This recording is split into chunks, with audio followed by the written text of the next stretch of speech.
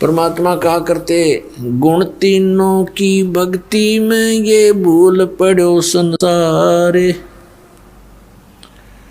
कहे कबीर निज नाम बिना कैसे उतरो पारे। तीन देव की जो करते भक्ति, उनकी कदे ना होवे मुक्ति।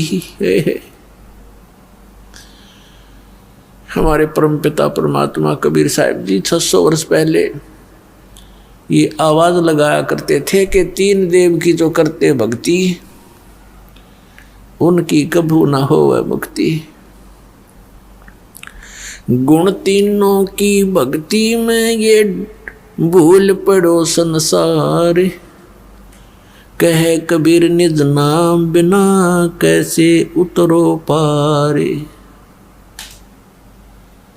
ये शब्द पुण्यात्माओं जो आज दास ढोल के डंके पर इंटरनेशनल चैनल पर बोल रहा है, आज से अगर 20 वर्ष पहले भी ये बोल दिए जाते तो ये खड़दू उतरवा देते नकली संत और पंथ और ये नकली मंडलेश्वर गुरु ब्राह्मण। आज शिक्षा का हमें एक विशेष लाभ ये हुआ है कि हम अपने सदग्रंथों को पहचान रहे हैं। 600 वर्ष पहले परमात्मा ने ये सत्य बोला था, जिसका इतना बड़ा बाउंडर बनवा दिया उन नकली गुरु और पीरों ने, ब्राह्मण और मंडलेश्वरों ने, कि कबीर झूठ बोलता है। ये क्या जाने सदग्रंथों के विषय में।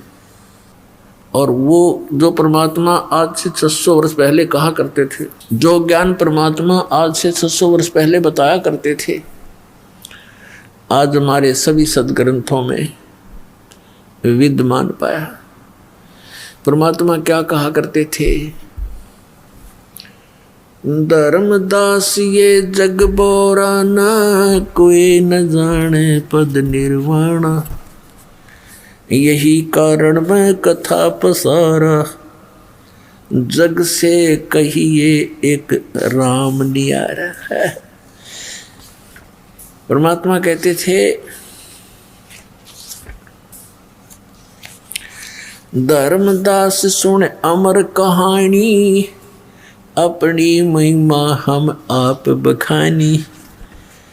कि ये अमर कहानी सुन ले, हमने अपनी महिमा आप बतानी पड़ी।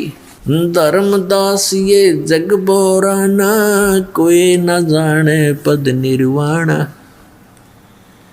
यही कारण मैं कथा पसारा, जग से कहिए राम नियारा। यही ज्ञान जग जीव सुनावो, सब जीवों का भरम नसावो। अब मैं तुमसे कहूँ चिताई, त्रिदेवन की उत्पत्ति बाई। कुछ संक्षेप कहूँ गहुराई, सब संशय तुम्हारे मिट जाई। भरम गए जग वेद पुराना, आदि राम का भेद न जाना। राम राम सब जगत बखाने, आदि राम कोई बिरला जाने। ज्ञानी सुने सो हृदय लगाई, मूर्ख सुने तो गम ना पाई। परमेश्वर कबीर साहिब जी कहा करते थे, आज से 600 वर्ष पहले परमात्मा ने ये ज्ञान अपनी प्यारी आत्मा धर्मदास साहिब जी को सुनाया था। आपको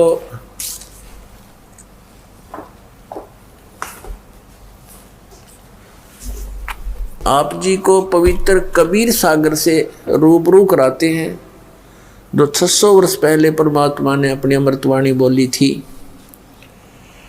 आदरणीय धर्मदास साहिब जी ने उस परम पूज्य परमेश्वर कबीर साहिब की बोली अमृतवाणी, सच्चिदानंद घन ब्रह्म की वाणी लिपिबद्ध की थी। और 600 वर्ष पहले परमात्मा ने वो ज्ञान दिया था जो हमारे हिंदू धर्म के ये नकली गुरु ब्राह्मण ऋषि मंडलेश्वर ये भी नहीं बता पाए, ब्रह्मा विष्णु महेश को भी पता नहीं अपने विषय अपनी जानकारी और यथार्थ ज्ञान अध्यात्म ज्ञान उनको पता नहीं, उनको भी अपने पिता का ज्ञान नहीं, माँ का पता लग गया। अब माँ उनको बतावे कि कौन है तो वो कहे मुझे पिता से मिलाओ, तो उसने कहना पड़ा वो निराकार है, वो दिखता नहीं भाई। तो यहाँ तक पुण्यात्माओं सब जगह धोखा ही धोखा है। और 600 वर्ष पहले परमात्मा ने अपनी अमृतवाणी में बताया था, जो दास आपको भी सुना रहा था, पर अब इसमें दिखाऊंगा कबीर सागर में, देखिएगा। ये है पवित्र कबीर सागर, खेमरा श्री कृष्ण दास प्रकाशन बम्बई से ये छपा है।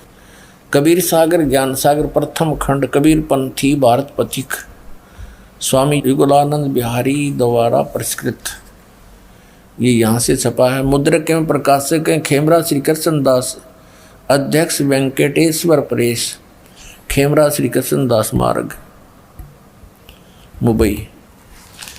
ये है ज्ञान बोध बोध सागर, ज्ञान बोध बोध सागर और 21 पृष्ठ इसका। धर्मदास ये जग बोराना, कोई न जाने पद निर्वाण। निर्वाण माने मोक्ष मार्ग, पद माने पद्धति, वे ऑफ वर्शिप। निर्वाण माने मोक्ष की, मोक्ष की विधि को कोई नहीं जानता। धर्मदास ये सारा संसार विचलित है और कोई ना जाने पद निर्वाणा। यही कारण मैं कथा पसारा, जग से कहिए वो राम नहीं आ रहा। ये कबीर पंथिया ने गड़बड़ कर रखी है अपनी अपनी सोच अनुसार। इन्होंने राम के स्थान पर नाम लिख दिया। तो पुण्यात्माओं इस दास को परमात्मा ने इसीलिए नियुक्त किया है कि सच्चाई को ऊपर लाएं, सदग्रंथों को ढंग से समझें। यही कारण मैं कथा पसारा, जग से कहिए वो राम नियारा। यही ज्ञान जग जीव सुनावो, सब जीवों का भरम नसावो। परमेश्वर कबीर जी कह रहे हैं अपनी प्यारी आत्मा धर्मदास जी को कि यही ज्ञान जो मैं तुझे सुनाने जा रहा हूँ सब जीवों को बताना। जो ज्ञान मैं सुनाने जा रहा हूँ वो सभी जीवों को बता देना। क्या? अब मैं तुमसे कहूँ चिताई, तेरे देवन की उत्पत्ति भाई। अब मैं तुमसे इन तुम्हारे तीनों देवताओं की, श्री ब्रह्मा जी, श्री विष्णु, श्री शिव जी की उत्पत्ति यानी जन्म बताता हूँ कैसे हुआ। कुछ संक्षेप कहूँ गहुराई, सब संशय तुमरे मिट जाई। भरम गए जग वेद पुराना, आदि राम का वेद न जान्या। आदि राम, राम राम सब जगत बखाने, आदि राम कोई बिरला जाने। अब देखो इन्होंने कोशिश की है मिलावट करने की, काट पीट करने की, और यहाँ स्पष्ट है देखो, राम राम सब जगत बखाने। राम राम तो सब कहते हैं, पर आदि यहाँ राम होना चाहिए था। आदि राम जो सबसे पुरातन परमात्मा है उसके विषय में कोई बरला ही जानता है। भरम गए जग वेद पुराना, आदि राम का वेद न जाना। ये नाम गलत लिखा है, यहाँ भी राम आना चाहिए था। अब जो कथा मैं सुनाने जा रहा हूँ बुद्धिमान व्यक्ति तो हृदय से लगाएंगे, जो अच्छी आत्माएं होंगी वो तो सुनेंगी प्रेमतः, और मूर्ख होंगे वो सुनेंगे नहीं। अब क्या बताते हैं परमात्मा के जो कथा, जो ज्ञान ब्रह्मा विष्णु महेश जी की उत्पत्ति और सृष्टि रचना कैसे हुई, इसको बुद्धिमान व्यक्ति प्रमाणों को देखकर तो तुरंत मान जाएंगे, और मूर्ख हैं रूढ़िवादी वो फिर मानना नहीं, उनका यह बात समझ में आवे को नहीं। क्या बताते हैं? अब मैं तुमसे कहूँ चिताई, तेरे देवन की उत्पत्ति भाई। ज्ञानी सुने सो हृदय लगाई, मूर्ख सुने तो गम ना पाई। गम माने उसका समझ में ना आवे। अब माँ अष्टंगी पिता निरंजन, ये जमदारुण वंशन अंजन।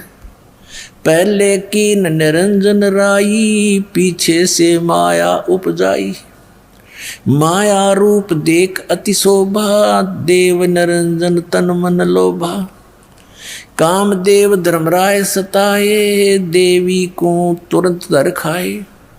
पेट से देवी करी पुकारी, ए साहेब मोह करो उबारी। टेर सुनी सतगुरु ता आए, अष्टंगी के बंद छुड़वाए।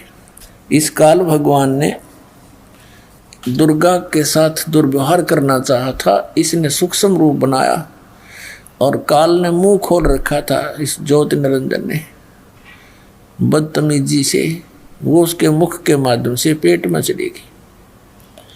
एक सिद्धि होती है लघु दीर्घ हो जाना, छोटे से छोटा हो जाना, अदृश्य हो जाना और बहुत बड़ा आकार बना लेना, विराट टाइप। तो क्या कहते हैं, टेर सुनी तहाँ हम आए। परमात्मा कहते हैं हम वहाँ गए। फिर यहाँ सतगुरु दिखाइए, कबीर पंथियों ने थोड़ी गड़बड़ी सी कर रखी है।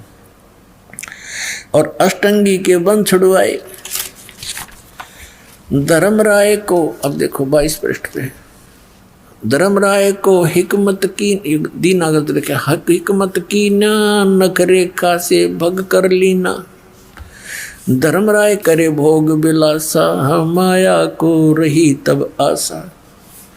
3 पुत्र अष्टंगी जाए, ब्रह्मा विष्णु शिव नाम धराए। 3 देव विस्तार चलावे, इनमें ये जग धोखा खावे। दुर्गा को फिर गर्भ रहा। कहते हैं धर्मराय की ने भोग विलासा, माया को रही तब आशा। और 3 पुत्र अष्टंगी जाए, ब्रह्मा विष्णु शिव नाम धराए। 3 पुत्र, 3 देव विस्तार चलावे, इनमें यो जग धोखा खावे। ये काल के तीनों पुत्र हैं, श्री ब्रह्मा, श्री विष्णु, श्री शिव जी। और इन्हीं की पूजा में ये सारा संसार धोखा खा रहा है। पुरुष गम कैसे कोई पावे, काल निरंजन जग भरमावे। 3 लोक अपने सुत दीन्या, सोन निरंजन बासालीन्या। अलख निरंजन सोन ठिकाना, ब्रह्मा विष्णु शिव भेद न जान्या। 3 देव सो उसको ध्यावे, निरंजन का वो पार न पावे। अलख निरंजन बड़ा बटपारा, 3 लोक जीव करे आहारा। बटपारा माने बड़ा ठग है ये, 3 लोक के जीवों को खाता है। ब्रह्मा विष्णु महेश को भी पता नहीं वो कहाँ रहता है, और ब्रह्मा विष्णु महेश को भी खाता है। इनकी भी जन्म मृत्यु होती है। ब्रह्मा विष्णु शिव नहीं बचाए, सकल खाए पुन दूर उड़ाए। तिनके सुत हैं तीनों देवा, आंदर जीव करते हैं सेवा है। कबीर परमात्मा कहते हैं इस काल के और दुर्गा के ये 3 पुत्र हैं, ये तीनों देवता और ये अंधे ज्ञानहीन जीव इन्हीं की पूजा में लगे हुए हैं। अकाल पुरुष का हो नहीं चीन्या, काल पाए सभी गए लीना। इस काल की पूजा ब्रह्म ब्रह्म करके सब करने लगे। अकाल जो काल नहीं है उसकी पूजा उसको किसी ने नहीं खोजा। 3 देव और असुर अवतारा, ताको भजे सकल संसारा। गुण तीनों का ये विस्तारा, धर्मदास में कहूँ पुकारा। गुण तीनों की भक्ति में ये भूल पड़ो संसारी। कहे कबीर निज नाम बिना कैसे उतरो पार। अपने आत्मा ये ज्ञान परमात्मा ने, कबीर परमेश्वर जी ने 600 वर्ष पूर्व हमें दिया था। उसमें हमारे गले नहीं उतरने दिया इन अज्ञानी ऋषि में ऋषियों ने। ये कहकर के ये कबीर तो अज्ञानी है, ये अक्सर ज्ञान नहीं रखता, ये क्या जाने वेदों और पुराणों के बारे में, ये सब झूठ बोलता है। तो परमात्मा कहा करते, निरंजन धन तेरा दरबार, निरंजन धन तेरा दरबार, जहाँ पर तनिक ना न्याय विचार। वैश्या उड़ मुल मुल खासा, गल मोतियों के आर, वैसा ओढ़े मुल मुल खासा गल मोतियों के आर। पतिव्रता को मिले न खादी ये सूखा नरस आहार निरंजन, धन तेरा दरबार निरंजन, धन तेरा दरबार जहाँ पर तनिक न न्याय विचार। पाखंडी की पूजा जग में संत को कहें लबाड़, पाखंडी की पूजा जग में संत को कहें लबाड़। अज्ञानी को परम विवेकी, ज्ञानी को मूढ़ गंवार निरंजन, धन तेरा दरबार निरंजन, धन तेरा दरबार जहाँ पर तनिक न न्याय विचार। कह कबीर सुनो भाई साधो, यहाँ सब उल्टा व्यवहार। कह कबीर सुनो भाई साधो, यहाँ सब उल्टा व्यवहार। सच्चों को तो ये झूठा बतावें, इन झूठों का एतबार निरंजन, धन तेरा दरबार निरंजन, धन तेरा दरबार जहाँ पर तनिक न न्याय विचार। अब परमात्मा ये कहा करते थे कि इन पाखंडिया की पूजा जग में, और कबीर परमेश्वर को कहते हैं ये तो लबाड़ है। लबाड़ माने जो मुंह माववाए बोल देता है, वही कह देता है कि ब्रह्मा विष्णु महेश नासवान है, इनकी जन्म मृत्यु होती है और इनकी माता अष्टंगी है, इनका पिता ज्योत निरंजन है। कहती है झूठा है, झूठ बोलता है, ये सदग्रंथों पुराणों को क्या जाने, क्योंकि ये संस्कृत भाषा में लिखे हैं और संस्कृत भाषा के पढ़ने का अधिकारी केवल एक ब्राह्मण वर्ग होता था। यही ऋषि होते थे, यही मैं ऋषि होते थे, मैं ऋषि दानंद जैसे नकली। और इन्होंने बट्ठा बैठा दिया। कबीर परमेश्वर 600 वर्ष पहले प्रयत्न करके गए थे, आज हम सभी सुखी हो जाते।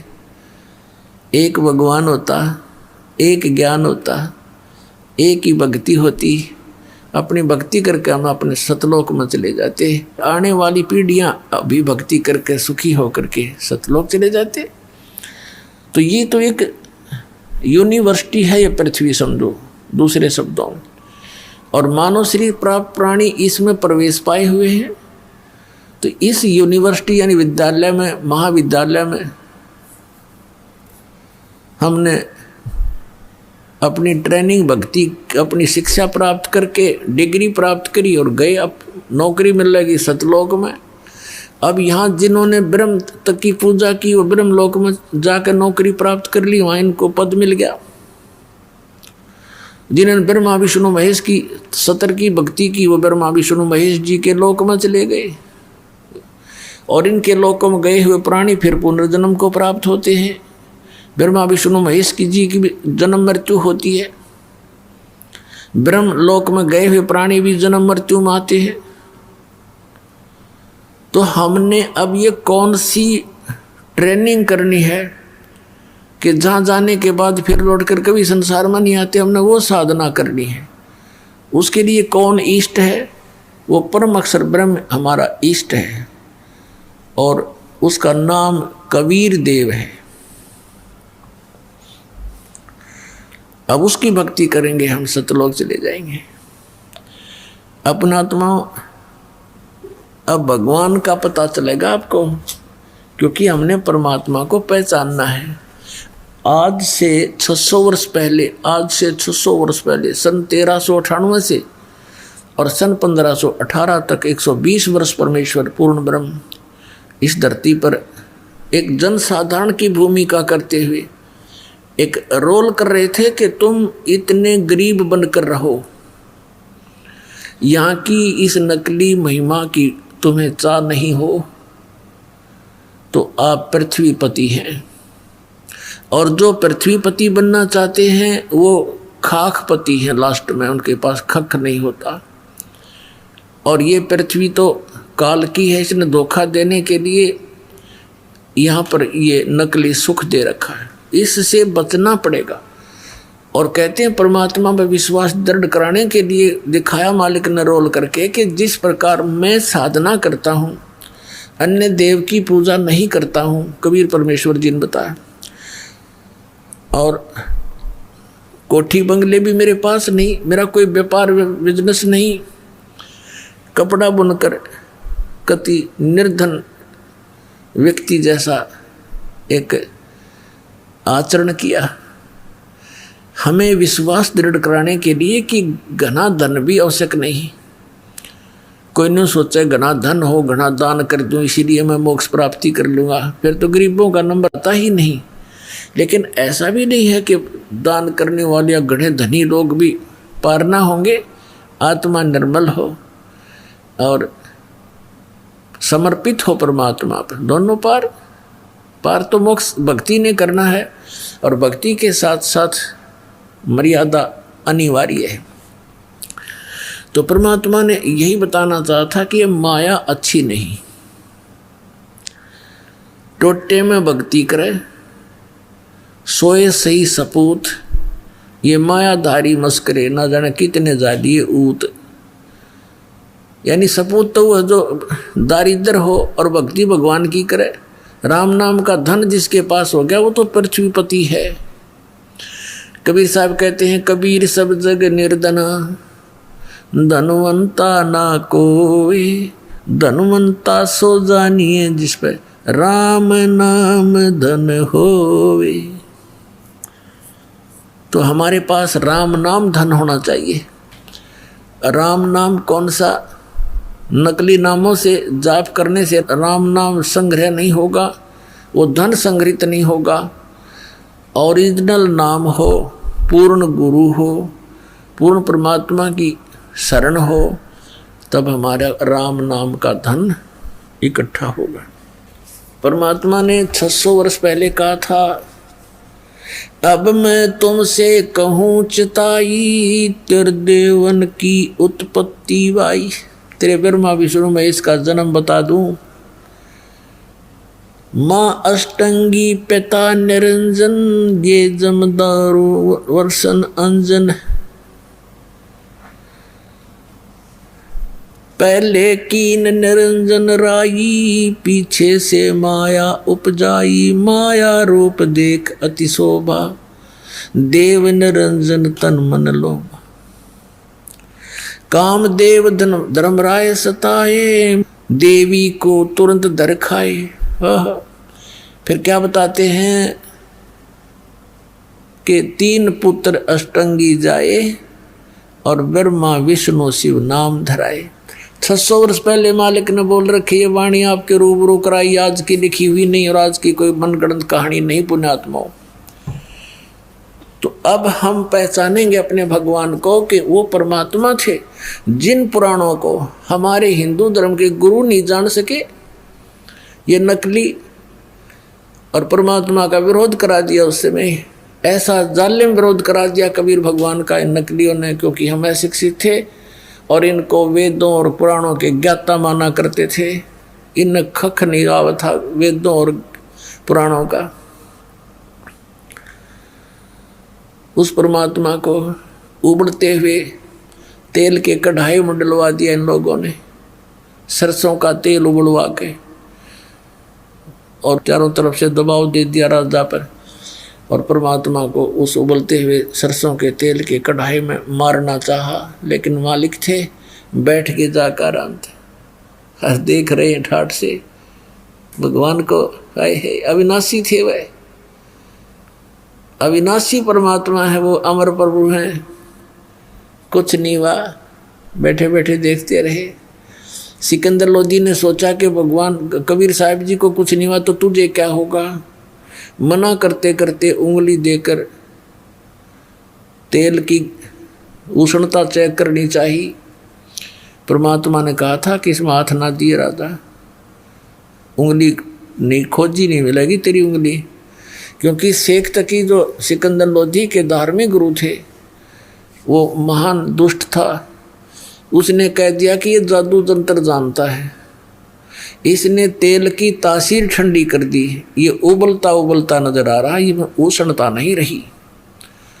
तो सिकंदर लोधी ने सोचा ला मैं उंगली देकर चेक कर लूँ थोड़ी सी, फिर निकाल लूँगा जल्दी सी।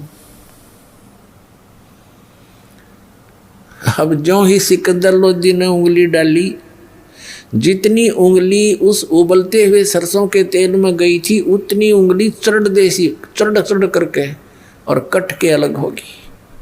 राजा बेहोश हो गया।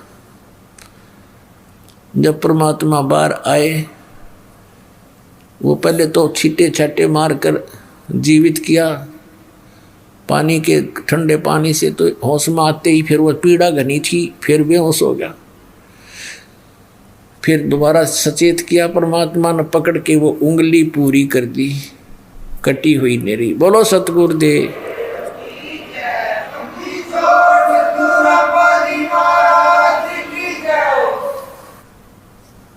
और फिर बहुत से यातनाएं परमात्मा को दी।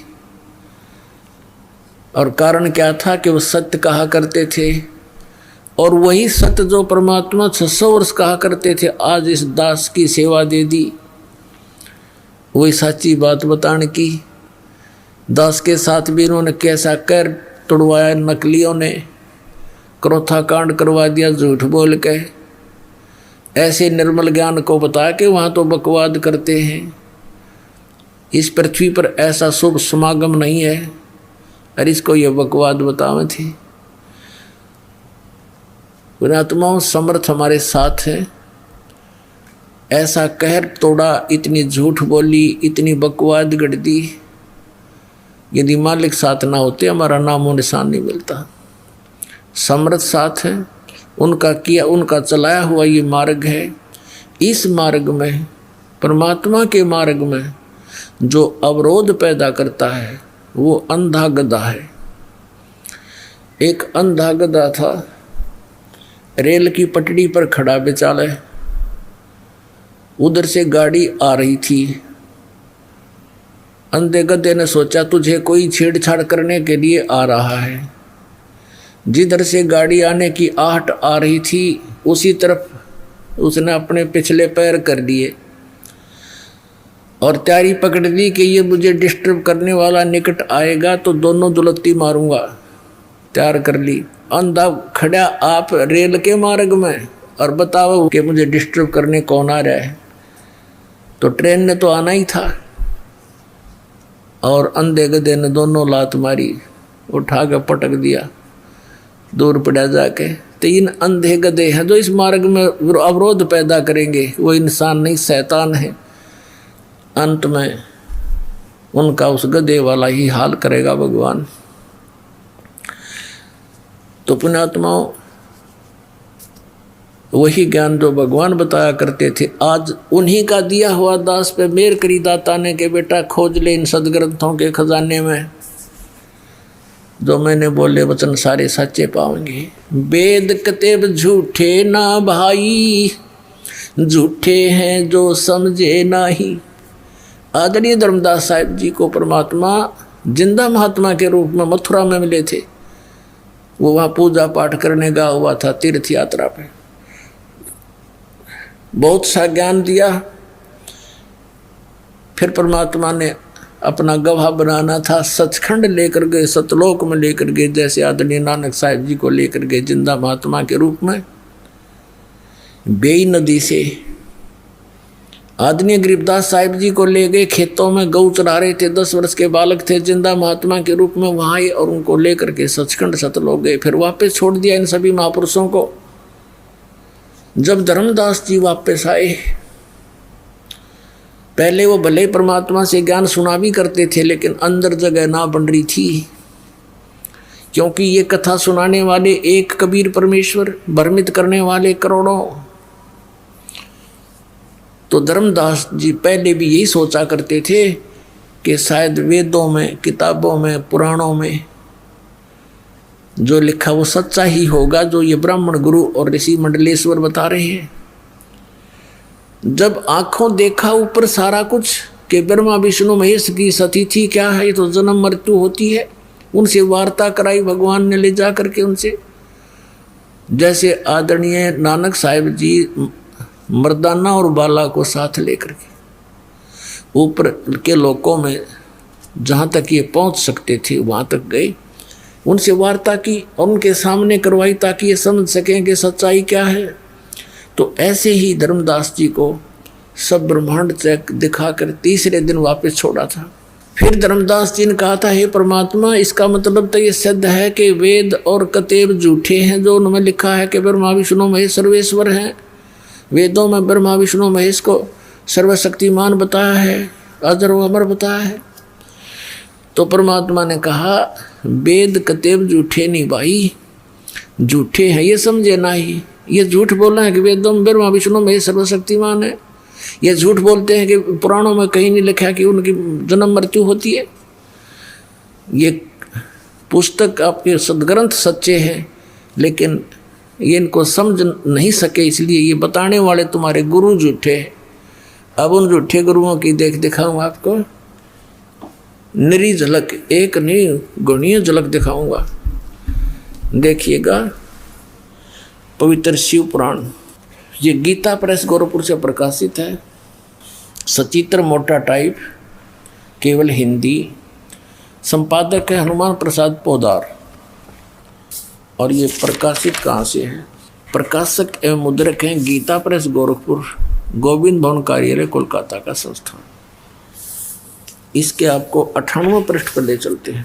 रुद्र संहिता 98वां पृष्ठ, संक्षिप्त शिव पुराण, यह है रुद्र संहिता। और हम यहाँ से नीचे से शुरू करेंगे, यहाँ से। ये 5वां अध्याय के अंत में यहाँ से लिंक हो जाएगा आगे का जो हम पढ़ना चाहते हैं। अपने पुत्र नारद की यह बात सुनकर लोक पिता मह ब्रह्मा वहाँ इस प्रकार बोले। नारद ने सृष्टि रचना के बारे में पूछा। ब्रह्मा जी को जैसा ज्ञान था वो ऐसा यहाँ सुनाया 6ठे अध्याय में रुद्र संहिता और पृष्ठ नंबर 99 पर। ब्रह्मा जी ने कहा, ब्रह्मन देव शिरोमणे, तुम सदा समस्त जगत के उपकार में लगे रहते हो। तुमने लोगों के हित की कामना से बहुत उत्तम बात पूछी है। जिस समय समस्त चराचर जगत नष्ट हो गया था, सर्वत्र अंधकार ही अंधकार था, उस समय तत् सद ब्रह्म, इस श्रुति में जो सत सुना जाता है एकमात्र वही शेष था। 100 पृष्ठ पे जिस परब्रह्म के विषय में ज्ञान और अज्ञान से पूर्ण उक्तियों द्वारा इस प्रकार विकल्प किए जाते हैं, उसने कुछ काल के बाद द्वितीय की इच्छा प्रकट की। उसके भीतर एक से अनेक होने के का संकल्प उदित हुआ। तब उस निराकार परमात्मा ने अपनी लीला शक्ति से अपने लिए मूर्ति माने आकार की कल्पना की। फिर वो क्या बना देखिएगा, जो मूर्ति रहित परम ब्रह्म है उसकी मूर्ति भगवान सदाशिव है। ये सदाशिव कौन है? ये काल है, आगे पता लगेगा। ये ब्रह्म है, ब्रह्मा विष्णु महेश का पिता है। अर्वाचीन और प्राचीन विद्वान उन्हीं को ईश्वर कहते हैं। उस समय एकाकी रहकर स्वेच्छानुसार विहार करने वाले उन सदाशिव ने अपने विग्रह से स्वयं ही एक स्वरूप भूता शक्ति की सृष्टि की। विग्रह माने शरीर से। अब ये ब्रह्मा विचलित है। कबीर परमात्मा ने इनको ज्ञान देने की चेष्टा भी की थी, पर उनसे सुना हुए ज्ञान को दूसरी तरह घुमाकर बता रहा है कि सदाशिव ने अपने शरीर से एक स्त्री की उत्पत्ति की, जो उनके अपने श्रीअंग से कभी अलग होने वाली नहीं थी। उस पराशक्ति को प्रधान प्रकृति गुणवती माया जो काल के शरीर से निकली, उसके क्या नाम है, बुद्धि तत्व की जननी तथा विकार रहित बताया है। वह शक्ति अंबिका कही गई है। उसी को प्रकृति, दुर्गा को प्रकृति भी कहते हैं, ये याद रखना। सर्वेश्वरी त्रिदेव जननी ब्रह्मा विष्णु महेश की जन्म देने वाली तीनों की माता, नित्य और मूल कारण भी कहते हैं। सदाशिव द्वारा प्रकट की गई उस शक्ति के 8 भुजाएं हैं। हो गया स्पष्ट कि ये माँ अष्टंगी पिता निरंजन, ये जमदारुण वंशन अंजन, 3 पुत्र अष्टंगी जाए, ब्रह्मा विष्णु शिव नाम धराए। और आगे देखिए कंसेप्ट, नाना प्रकार के आभूषण उसके श्रीअंगों की शोभा बढ़ाते हैं।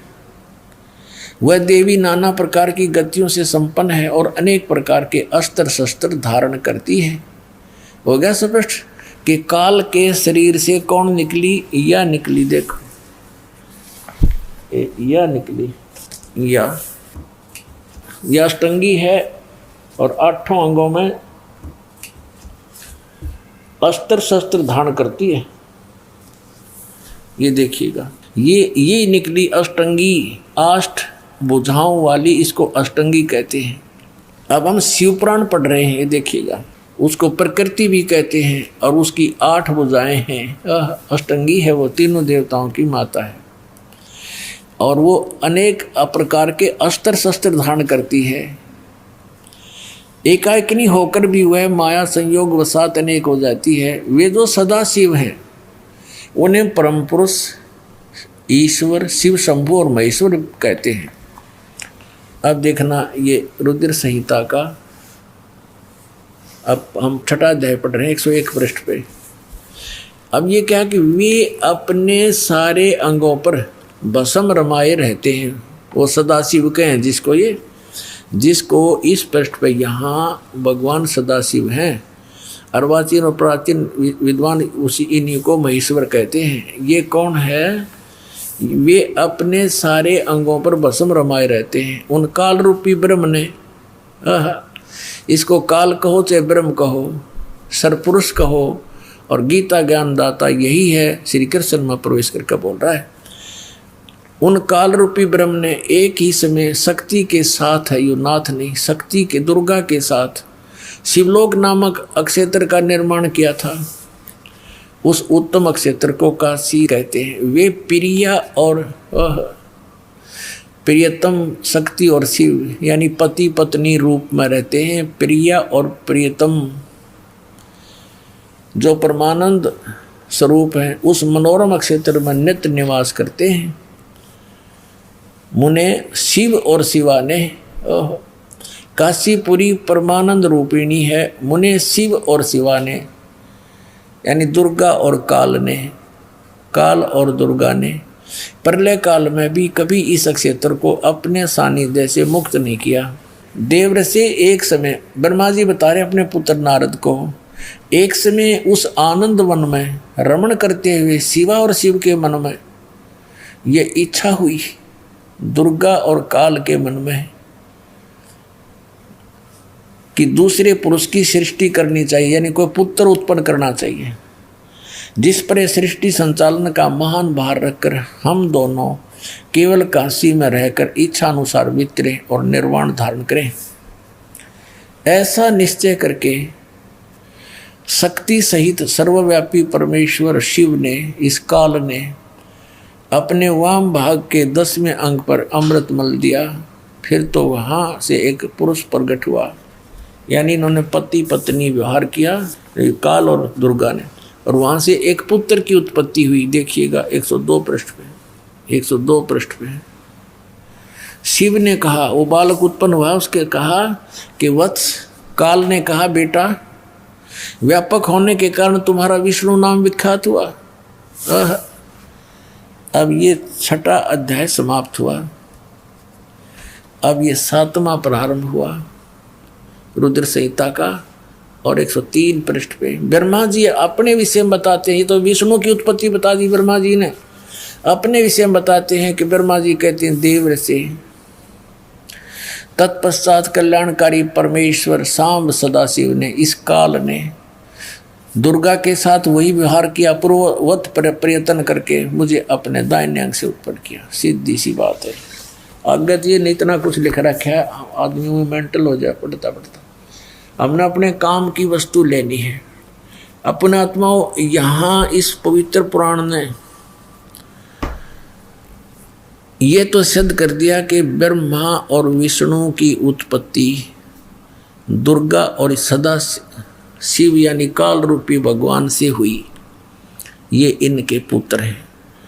अब यहाँ अनुवाद करता इस बात से विचलित हो गया कि शिव से शिव की उत्पत्ति कैसे लिखूं, इसमें तो लिखा हुआ है, यहाँ तो लिखा नहीं है। लेकिन आगे कहते चोर चुरावे तुमबड़ी, वो गड्ढे पानी में, वह गड्ढे वह ऊपर आओ, सच्चाई छानी ना। ये देखिएगा, ये वही शिव पुराण है, हम आपको सुना रहे हैं। अब हम इसके 110 पृष्ठ पे आपको ले चलते हैं। ये रुद्र संहिता ही चल रही है और संक्षिप्त शिव पुराण 110 पृष्ठ पे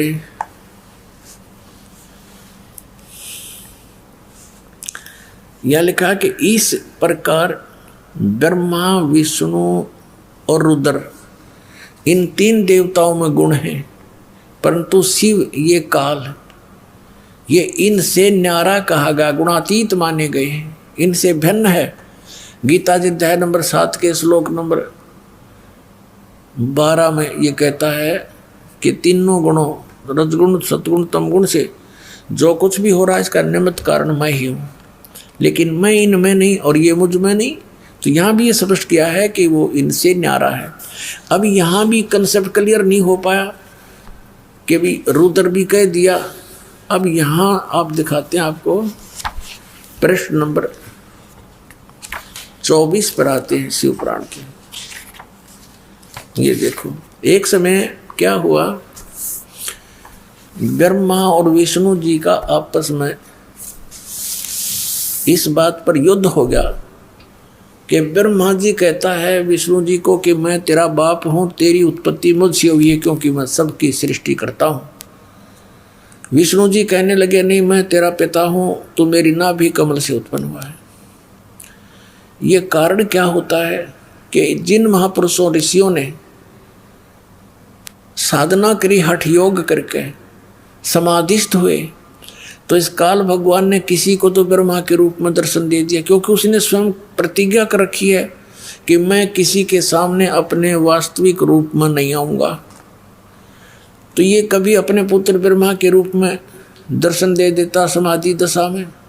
तो जिस ऋषि ने समाधि दशा में ब्रह्मा जी के रूप में काल के दर्शन हो गए, उसने डंडोरा पीट दिया, मुनादी कर दी और ब्रह्मा जी के पास आकर कहने लगे, हे भगवान आप तो खुद परमात्मा हो, मैंने साधना करके आपको खोज लिया है।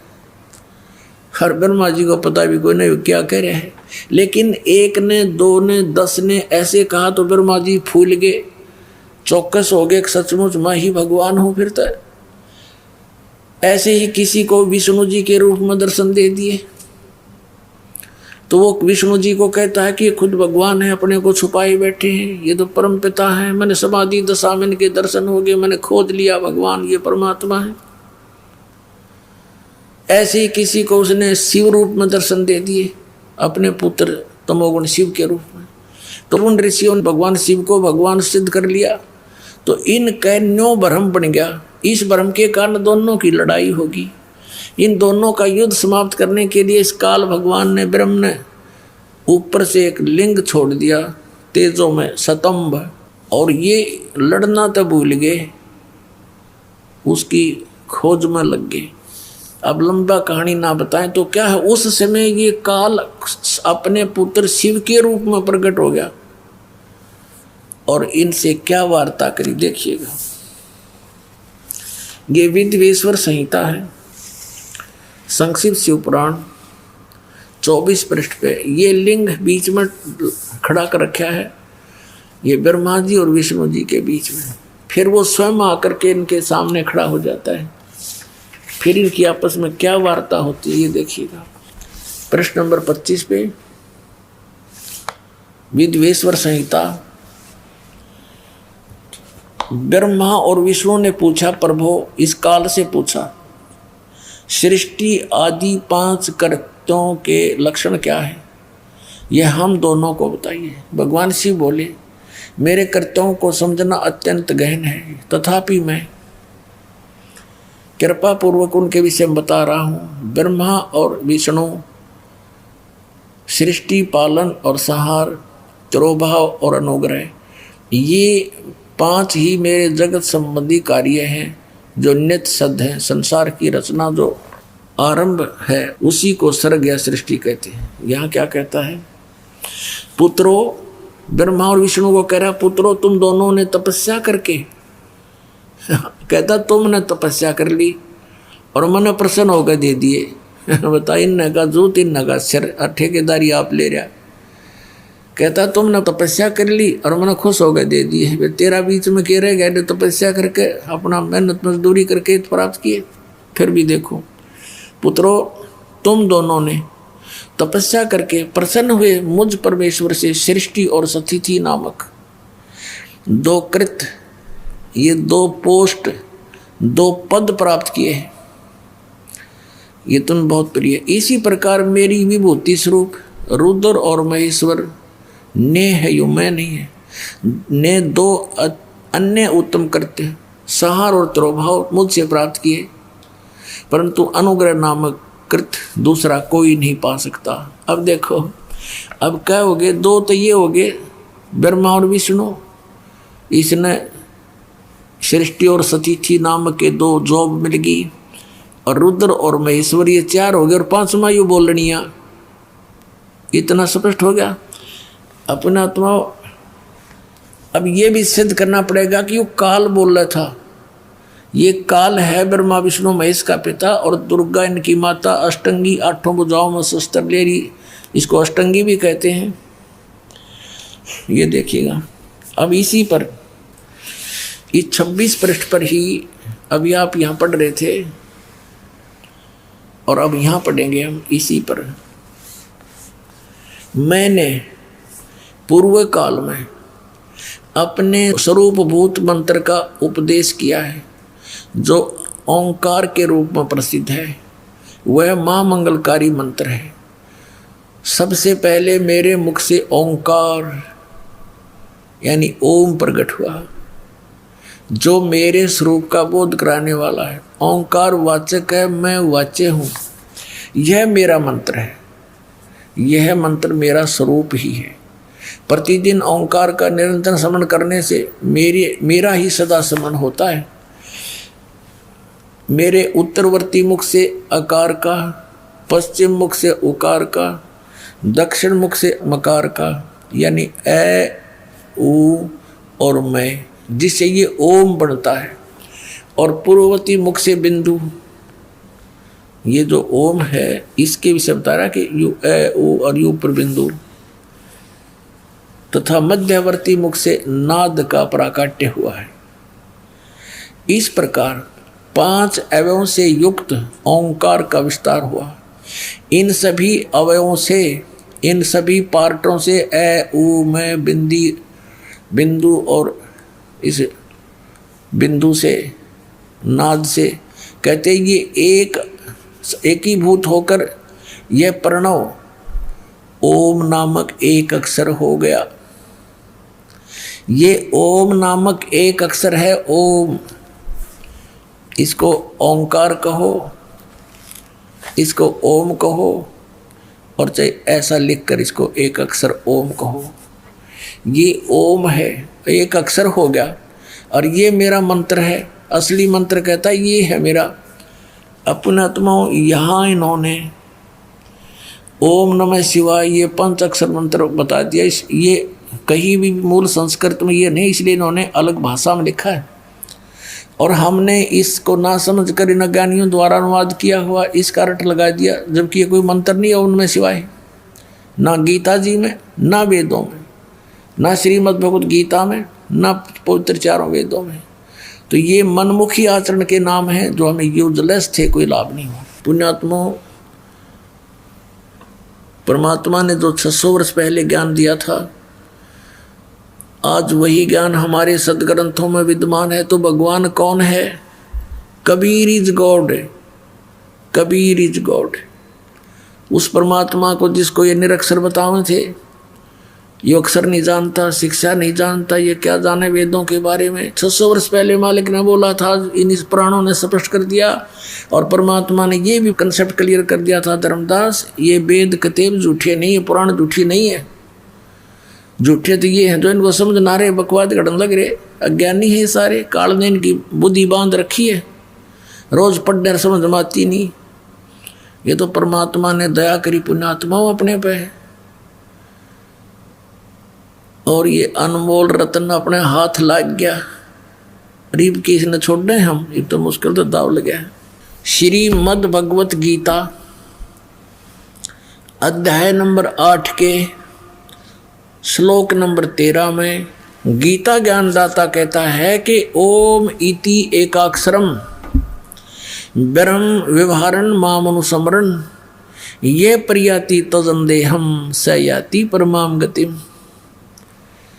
गीता ज्ञानदाता श्री कृष्ण जी में प्रवेश करके ये काल बोल रहा है कि मुझ ब्रह्म का, ये ब्रह्म बोल रहा है, मुझ ब्रह्म का ओम इति एकाक्षरम, ये केवल यह एक ओम अक्षर है। व्यवहारन माने उच्चारण करके, अनुसमरण माने समरण करण का, और ये प्रयाति तजंदेहम जो ओम नाम का जाप करता हुआ शरीर त्याग कर जाता है, सयाति परमाम गतिम, वह परम गति को प्राप्त होता है। पुण्यात्माओं, अब परमात्मा कौन है? कबीर। और कबीर कौन है? वो परम पूज्य परमात्मा जो जुलाहा धारण की भूमिका करके 120 वर्ष तक इस पृथ्वी पर रहे और काशी के अंदर प्रगट रहे, सह शरीर आए थे, सह शरीर चले गए थे। अब आपको थोड़ी झलक दिखाता हूँ, ये देखिएगा। श्रीमद् भगवत गीता, जयदयाल गोविंद का इसके अनुवादक हैं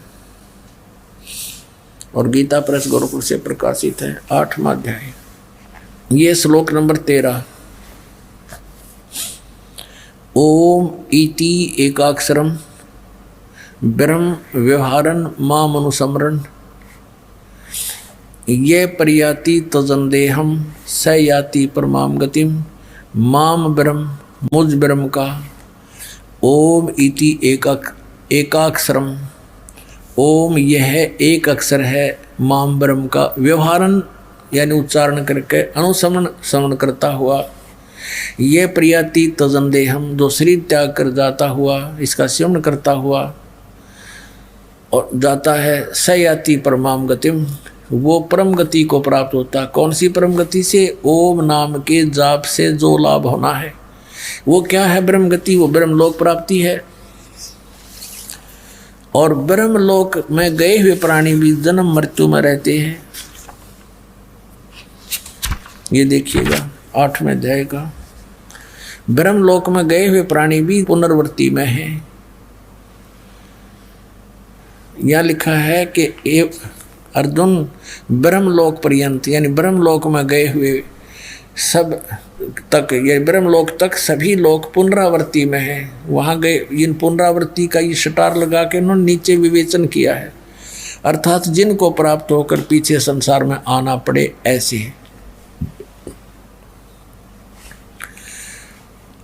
हे अर्जुन, ब्रह्मलोक पर्यंत सब लोग पुनरावृत्ति में है, परंतु कौनते मुझको प्राप्त होकर पुनर्जन्म नहीं होता। ये अनुवाद गलत कर दिया इन्होंने, क्योंकि बुद्धि कमजोर थी। इसका अर्थ है कि अर्जुन, ब्रह्मलोक तक सभी लोग पुनरावृत्ति में है, वहाँ गए प्राणी भी वापस आते हैं, जन्म मृत्यु में आते हैं। और नैविद्यते, विद्य माने जानना भी होता है। इस अक्षर का एक ही अर्थ नहीं होता विद्य, विद्य धातु है विद्या, जानना। जो ये नहीं जानते तो मुझे माम उपेत तू, मुझे प्राप्त होकर भी हे अर्जुन कुंती पुत्र उनका पुनर्जन्म होता है। यदि हम इसका ये इन वाला अर्थ करें तो फिर देखिएगा पुण्यात्मा, अध्याय नंबर 4 के और श्लोक नंबर 5 और 9 में, गीता अध्याय नंबर 2 के श्लोक नंबर 12 में और अध्याय नंबर 10 के श्लोक नंबर 2 में स्पष्ट क्या कि अर्जुन तेरे और मेरे बहुत जन्म हो चुके, तू नहीं जानता मैं जानता हूं। तो फिर ये कहना कि मुझे प्राप्त होकर उनकी जन्म मृत्यु नहीं होती, ये अनुवाद गलत है। ये देखिएगा अध्याय नंबर 4 का और श्लोक नंबर ये 5 है, यहां से शुरू होता है। बहुनानी यहां से पढ़ेंगे। हे प्रणतम अर्जुन, मेरे और तेरे बहुत से जन्म हो चुके हैं, उन सबको तू नहीं जानता मैं जानता हूं। सीधा हो गया कि मेरे और तेरे बहुत से जन्म हो चुके हैं, इसका मतलब ये नासवान है। फिर 9 में यही 8वें अध्याय का 9वां श्लोक यहाँ पर है। अर्जुन मेरे जन्म और कर्म दिव्य अर्थात निर्मल और अलौकिक है, दिव्य है अलौकिक है। इस प्रकार जो मनुष्य तत्व से जानता है, जानने वाला शरीर को त्याग कर फिर जन्म को नहीं प्राप्त होता, किंतु मुझे ही प्राप्त होता है। अब यहाँ भी इन्होंने अपने हिसाब से बताया कि उनका पुनर्जन्म होता है। अब यहाँ स्पष्ट कह रहा है कि मेरे और तेरे बहुत जन्म हो चुके हैं, तू नहीं जानता, मेरे जन्म और कर्म दिव्य हैं। और दूसरे अध्याय के 12वें श्लोक में ये देखिएगा, अध्याय नंबर 2 का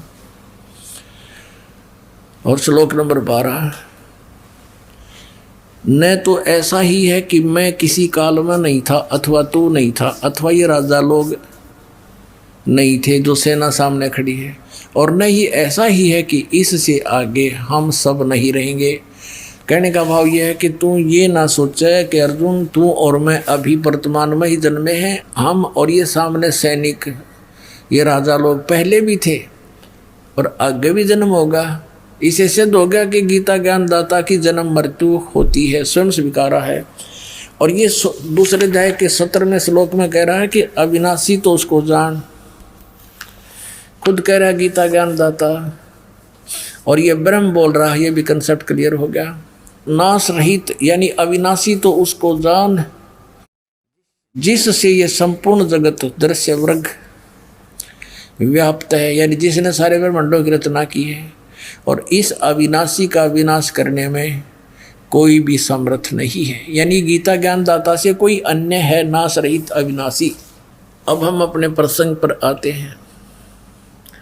यह सिद्ध हो गया कि गीता का ज्ञान ये ब्रह्म दे रहा है।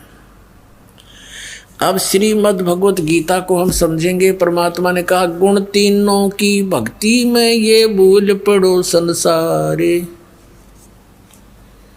कहे कबीर निज नाम बिना कैसे उतरो पार।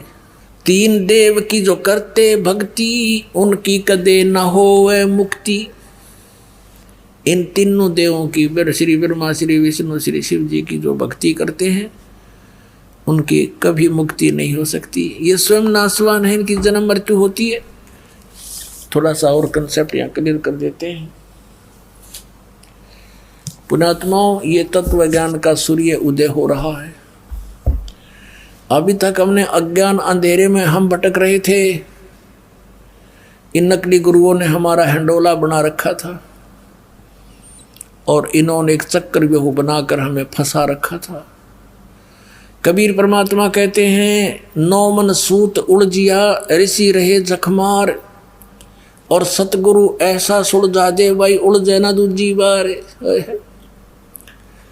कबीर परमात्मा कपड़ा बुनते थे, जुलाई का कार्य करते थे, और 1 किलोग्राम यानी 1 सेर सूत उलझ जाते वो धागे, क्योंकि किसी कोई बुनने के लिए दे जाता था बुनने के लिए, और वो उलझ जाता तो उसको सुलझाना पड़ता था बगैर तोड़े हुए, बगैर गांठ पड़े। गांठ पड़ जाए तो धनी ले नहीं, पैसे काटे, तो उसको बिल्कुल धीरे धीरे सुलझाना पड़ता था।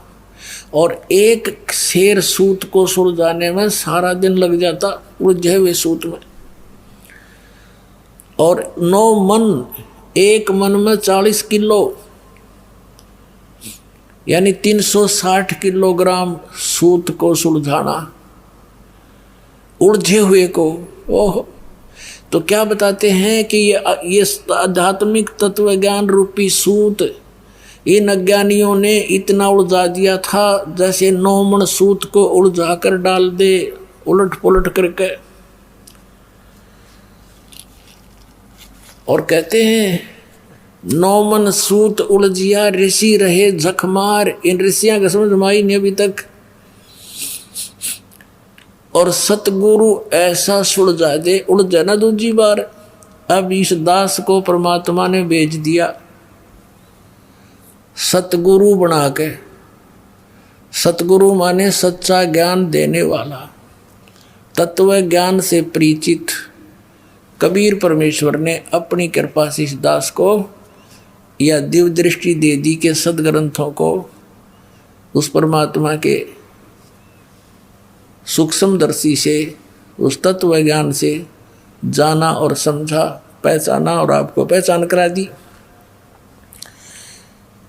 अब इसमें देखिएगा ब्रह्मा विष्णु महेश की क्या स्थिति है।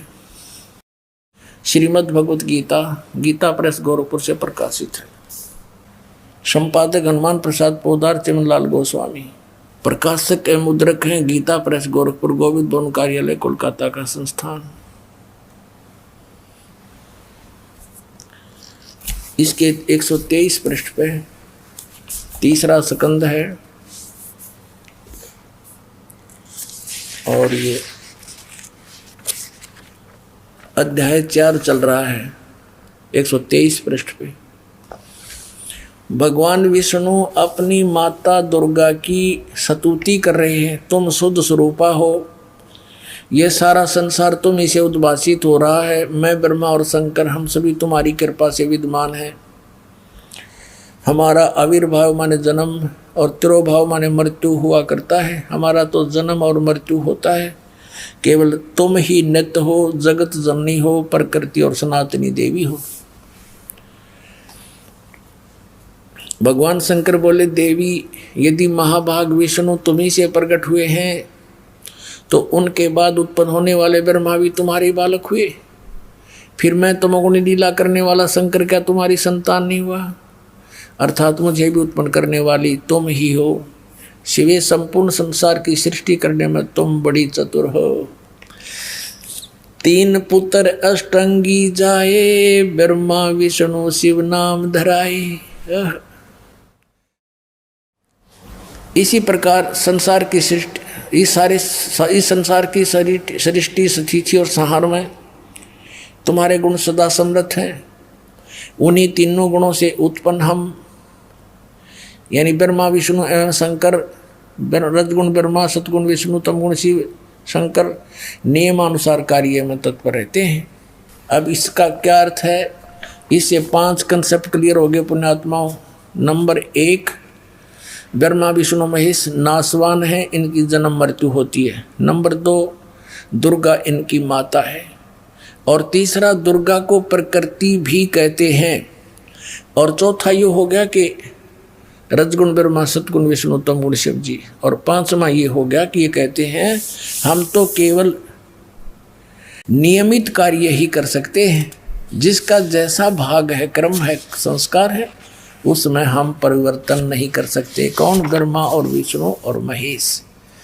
अब इसी 3रे स्कंद में आप देखिएगा, 3रे अध्याय में 3रा स्कंद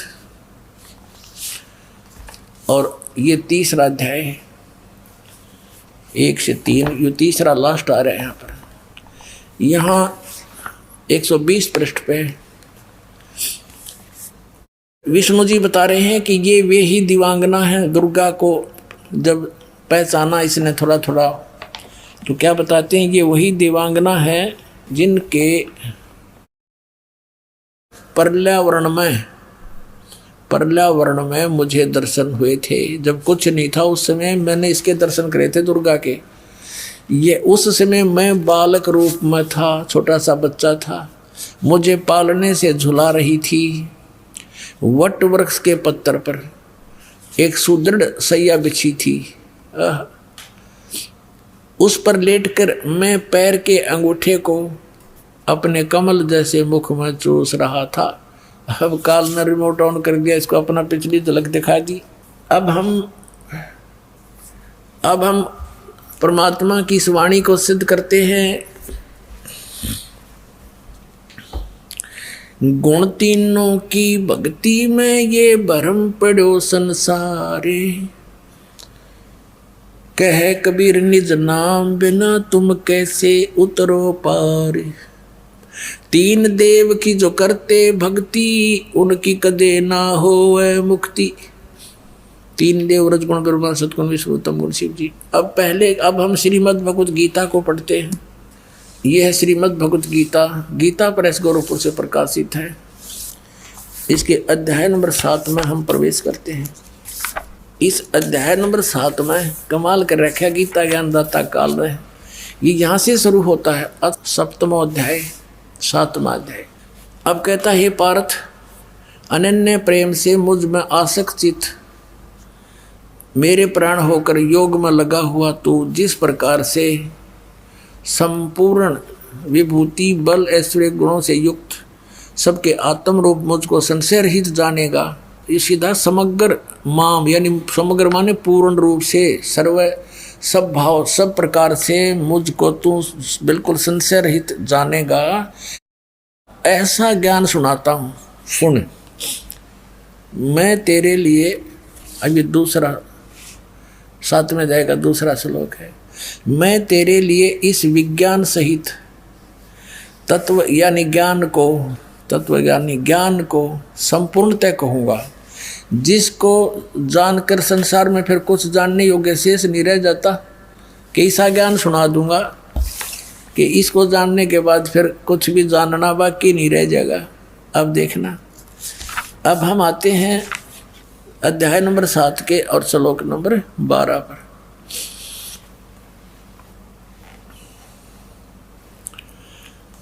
अब गीता ज्ञानदाता कहता है, और भी जो सतगुण से उत्पन्न होने वाले भाव हैं और रजगुण से तथा तमगुण से उत्पन्न होने वाले भाव हैं, उन सब को तो मुझसे होने वाले हैं ऐसा जान, परंतु वास्तव में उनमें मैं और वे मुझ में नहीं है। अभी आपको शिव पुराण में दिखाया था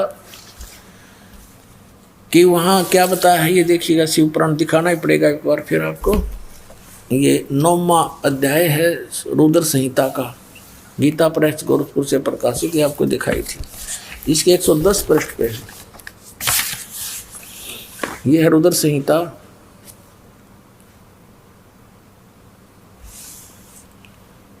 और सिंह शिव पुराण 110 पृष्ठ यहाँ पढ़ा था हमने। इस प्रकार ब्रह्मा विष्णु रुद्र इन 3 देवताओं में गुण हैं, और ये परंतु शिव ये काल रूपी ब्रह्म, जो गीता भी वही बोल रहा है, यो इनसे परे है। गुण अतीत माने इनसे परे। अब ये भी कंसेप्ट क्लियर करना पड़ेगा कि रजगुण ब्रह्मा सतगुण विष्णु तमगुण शिव जी है, अन्यथा ये अनाड़ी अज्ञानी ऋषि मंडलेश्वर ये गुरु फिर से आपको विचलित कर सकते हैं। ये देखिएगा, मार्कंडेय पुराण गीता प्रेस गोरखपुर से प्रकाशित है, ये यहाँ से प्रकाशित है। और इसके 123 पृष्ठ पर आपको ले चलते हैं। ये 123 पृष्ठ है मार्कंडेय पुराण। यहाँ से प्रसंग शुरू होता है। मार्कंडेय जी ज्ञान सुना रहे हैं, क्योंकि मार्कंडेय पुराण है, या मार्कंडेय जी बोले, इनका अनुभव है मुने। यहाँ पढ़ेंगे। इस तरह स्वयंभू परमात्मा की 3 अवस्थाएं होती हैं। रजोगुण प्रधान ब्रह्मा, तमोगुण प्रधान रुद्र और सत्व प्रधान विश्वपालक विष्णु हैं। ये ही 3 देवता हैं और यही 3 गुण हैं। हो गया कंसेप्ट क्लियर। ब्रह्मा विष्णु महेश कहो और ते तीनों गुण कहो। गुण तीनों की भक्ति में ये भूल पड़ो संसार। तीनों गुण यानी ब्रह्मा विष्णु महेश की भक्ति में भूल पड़ो संसार, और कह कबीर निज नाम बिना कैसे उतरो पार। 3 देव की जो करते भक्ति, उनकी कदे ना होवे मुक्ति। 600 साल पहले परमात्मा ये शब्द बोला करते थे और आज वो हमारे सदग्रंथ इनका समर्थन कर रहे हैं, जिनको हम शिरोधार्य माना करते थे। अब देखो और कंसेप्ट क्लियर करते हैं कि रजगुण ब्रह्मा, सतगुण विष्णु, तमगुण शिव जी हैं। ये श्री देवी पुराण है।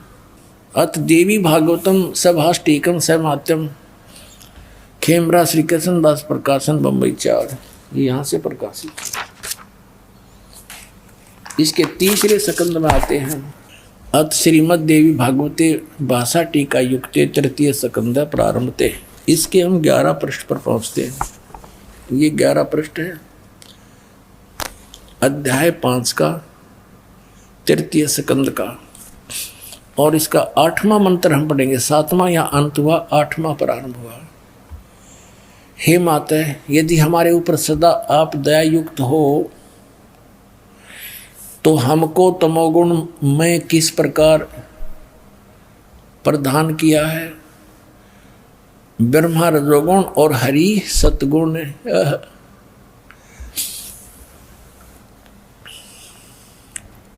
युक्त किए हैं। किस प्रकार युक्त किया हमारे को, फिर संस्कार देखेंगे। 7वां श्लोक समाप्त हुआ, 8वां प्रारंभ हुआ। यदि दयाधर्मना न सदाम्बिके कथम अहम विहित, किस प्रकार मैं बना दिया तमोगुण। शिव भगवान कह रहे हैं, शंकर भगवान, कि मुझे तमोगुण क्यों बनाया। कमल जय, कमल से उत्पन्न होने वाले ब्रह्मा जी को रजोगुण संभव, सुवितु सुविहित किमु सतोगुण हरि, और विष्णु जी को आपने सतोगुण क्यों बना दिया। इति सिद्धम रजगुण ब्रह्मा, सतगुण विष्णु, तमगुण शिव जी। अब हम समझेंगे उस ज्ञान को जिसको गीता ज्ञानदाता कहता है। इसको जानने के बाद फिर संसार में जानना शेष कुछ नहीं बचेगा। आज वो सुनाते आपको। आप पढ़िए फिर से ये अध्याय नंबर 7 का श्रीमद् भगवत गीता में। आगे हम श्रीमद् भगवत गीता, जयदयाल गोविंद का इसके अनुवादक हैं। ये अध्याय 7 का और श्लोक हम फिर से वही 12 को शुरू करेंगे। अब ये आसानी से समझ में आएगा। 12वां श्लोक है। और भी जो सत्वगुण से उत्पन्न होने वाले भाव हैं, सत्वगुण माने विष्णु से सतिथि, और रजगुण तथा रजोगुण से तथा तमोगुण से, रजोगुण से उत्पत्ति, तमोगुण से संहार, ये होने वाले भाव हैं। उन सब को मुझ से ही होने वाले हैं ऐसा जान, क्योंकि काल को इनके पिता को 1 लाख मानव शरीरधारी प्राणी खाने पड़ते हैं।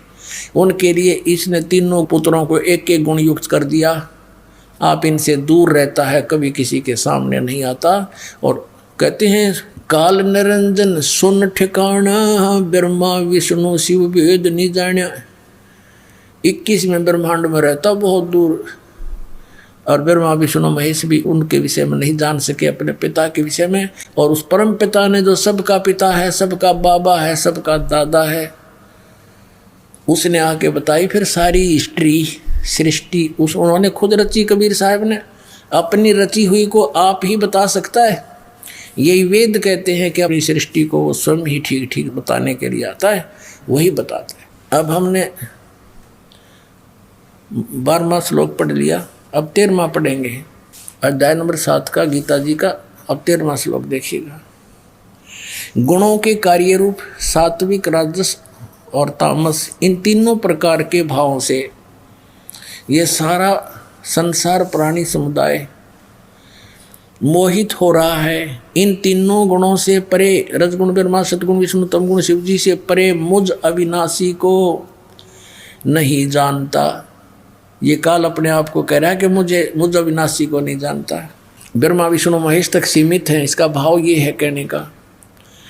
अब 14वें श्लोक में क्या कहा है कि क्योंकि यह अलौकिक अर्थात अति अद्भुत त्रिगुणमयी मेरी माया बड़ी दुस्तर है। रजगुण ब्रह्मा, सतगुण विष्णु, तमगुण शिव जी के द्वारा बनाया गया ये इंद्रजाल कहते हैं बड़ा खतरनाक है। और जो पुरुष मुझको निरंतर भजते हैं वो इस माया को उल्लंघन कर जाते हैं। यानी ब्रह्मा विष्णु महेश से अधिक लाभ प्राप्त होता है इस काल की पूजा करने वाले, ब्रह्म की साधना करने वालों को।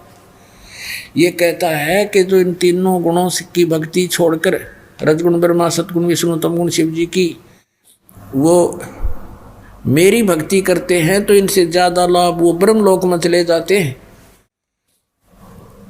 अब 15वें श्लोक में कमाल कर दिया, 7वें अध्याय के 15वें श्लोक को मैं कमाल कर दिया। माया के द्वारा रजगुण ब्रह्मा, सतगुण विष्णु, तमगुण शिव जी, त्रिगुणमयी मेरी माया के द्वारा जिनका ज्ञान हरा जा चुका है, जो इन ब्रह्मा विष्णु महेश से ऊपर कुछ भी सुनने को तैयार नहीं, किस भक्ति नहीं करना चाहते, असुर स्वभाव को धारण किए हुए मनुष्यों में नीच, ओए होए होए, दूषित कर्म करने वाले मूढ़ लोग मुझको नहीं भजते। अब इससे ये भी सिद्ध हो गया कि ये तीनों गुण भी भजने योग्य हैं, रजगुण ब्रह्मा, सतगुण विष्णु, तमगुण शिव जी, इनकी भी भक्ति होती है, योग्य तो नहीं है, यानी इनकी भी कोई पूजा करता है। इसलिए कहता है काल कि ये तीनों गुणों के द्वारा जिनकी बुद्धि खराब हो चुकी है, ज्ञान हरा जा चुका है, इनसे ऊपर किसी की बात सुनने को तैयार नहीं, मरने मारने को तैयार हो जाते हैं। कहते हैं राक्षस स्वभाव को धारण किए मनुष्यों में नीच, दूषित कर्म करने वाले मूर्ख हैं। ये ब्रह्म कहता है मेरी साधना भी ना करते ये पुण्यात्माओं। परमात्मा ने 600 वर्ष पहले ये ज्ञान दिया था, जो उन अज्ञानियों ने परमात्मा के साथ बड़ा विरोध करवा दिया, हमें ही मिसगाइड करके अपने पिता का शत्रु बना दिया। अब इसमें स्पष्ट कर दिया है कि श्री ब्रह्मा रजगुण, श्री विष्णु और सतगुण और श्री शिव तमगुण की पूजा करने वालों को ये चार उपमा दे दी। राक्षस स्वभाव को धारण किए हुए मनुष्यों में नीच, दूषित कर्म करने वाले मूर्ख। अपने आत्माओं, हम जिन सदग्रंथों को शिरोधार्य मानते हैं, आज वही हमारी क्रियाओं को जो उन नकलियों द्वारा हमारे अंदर फीड कर दी गई थी, थोप दी गई थी, उनको बुरी बता रहे हैं। और यही परमात्मा स्वयं आकर बताया करते थे कि गुण तीनों की भक्ति में भूल पड़ो संसार, और कह कबीर निज नाम बिना तुम कैसे उतरो पार। तीन देव की जो करते भक्ति, उनकी कदे न हो मुक्ति।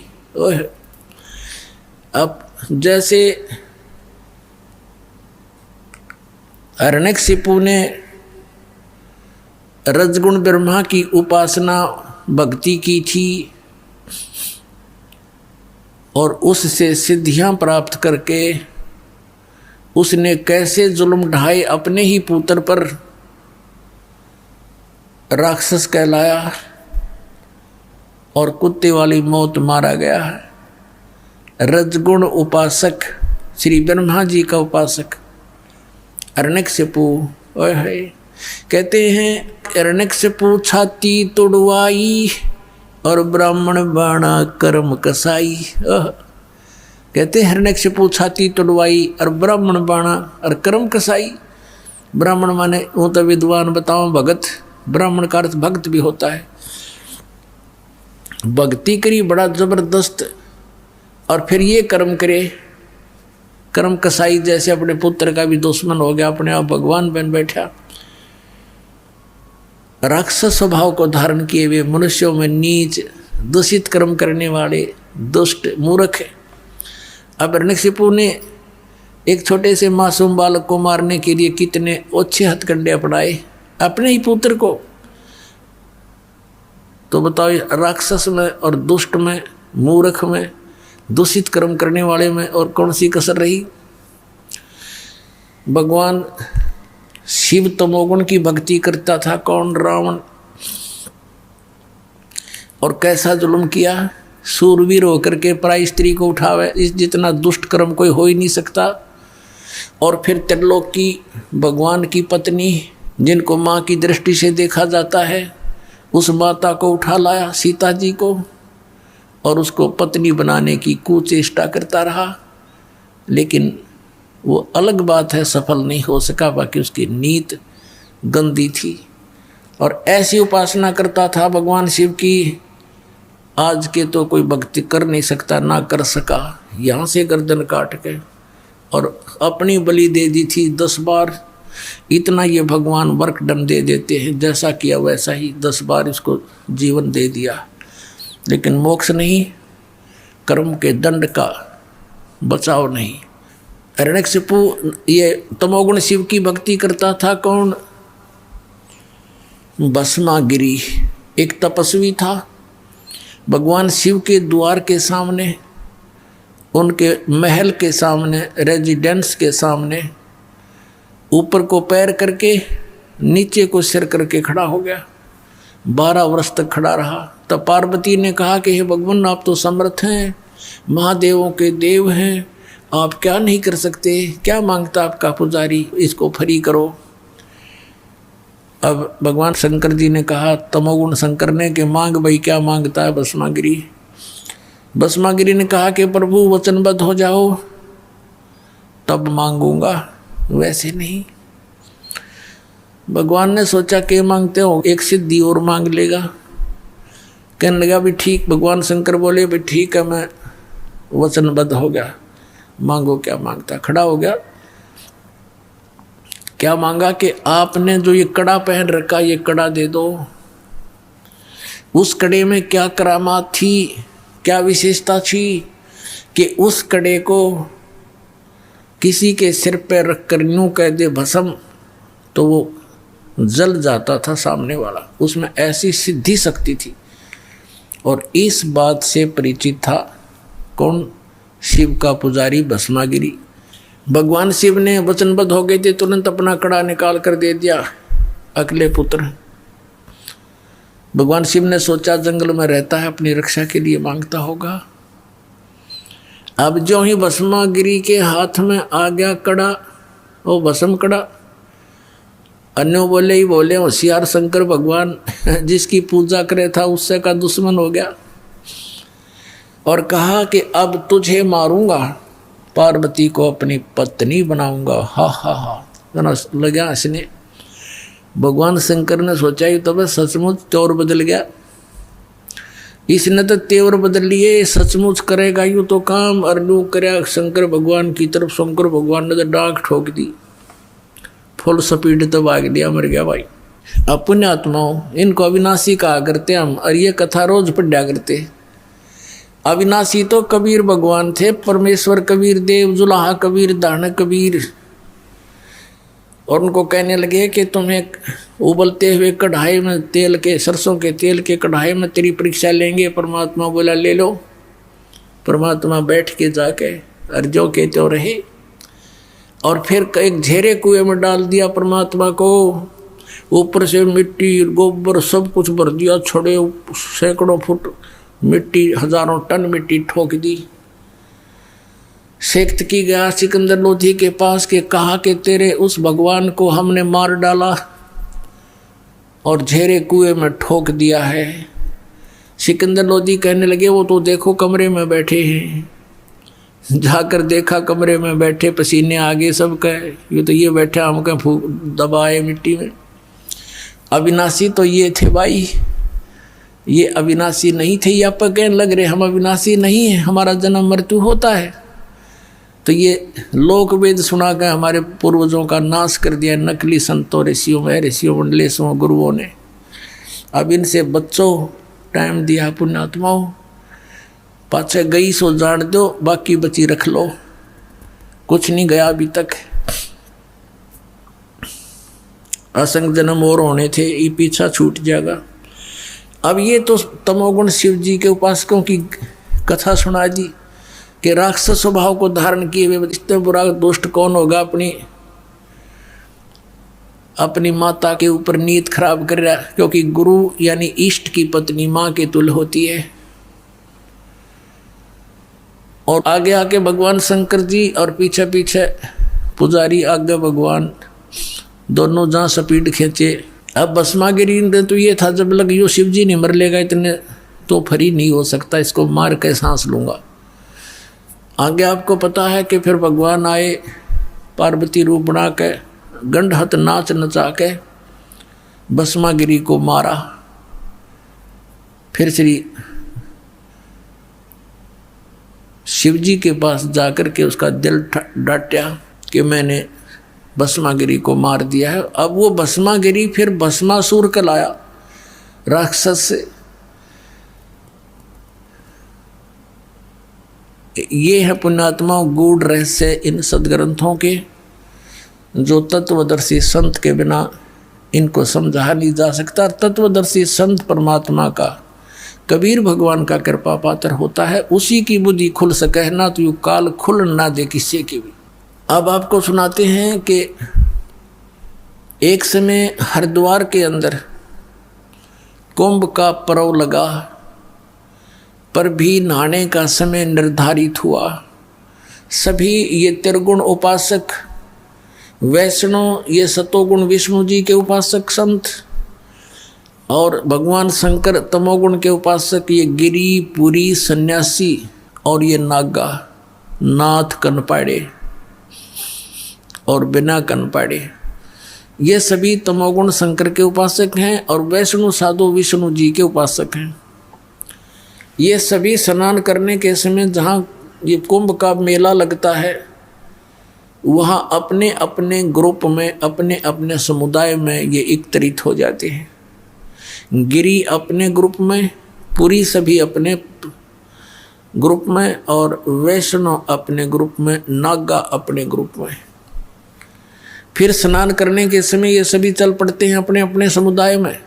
सबसे पहले नागा पहुंच गए हरिद्वार में, ये पर भी लगनी थी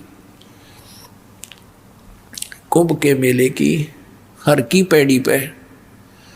सबसे पहले नागा पहुंच गए वहां पर स्नान करने के, पोजीशन पकड़ गए, सब पैड़ियों को पर छा गए। पीछे से आगे वैष्णो, ये सतगुण विष्णु के उपासक वैष्णो साधु,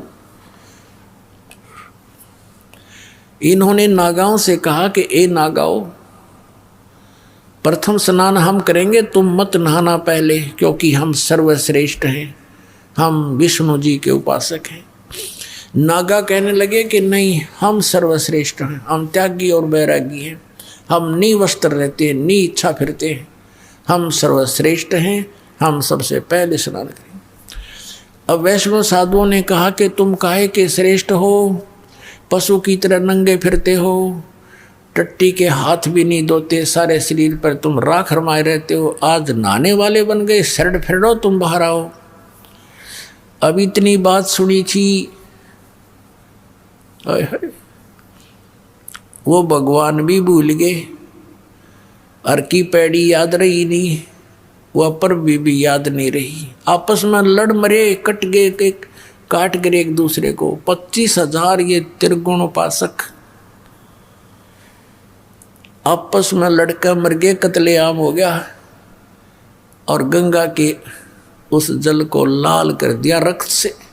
अपने आत्मा परमात्मा ने बताया इनके बारे में, तीर तुपक तलवार कटारी, जमधड़ जोर बदावे हैं, हर पैड़ी हर हेत न जाण्या, वहाँ जा तेग चलावे हैं, काटे शीस नहीं दिल करुणा, ये जग में साधक आवे हैं, जो जन इनके दर्शन को जावे, उनको भी नरक पठावे।